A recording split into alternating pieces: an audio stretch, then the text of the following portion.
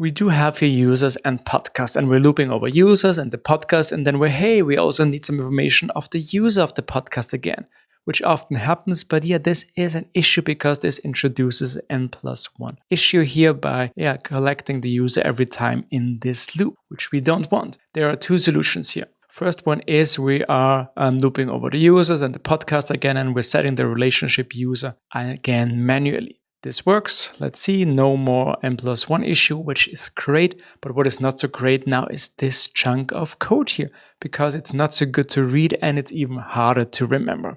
So we have a better solution for you now by defining the Chaperone method on your relationships. As you can see, this also works, and this makes sure that you also have access to the parent model, which is the user here. If you prefer the name inverse, then you can use this too, which also works. So have fun with this new Chaperone method.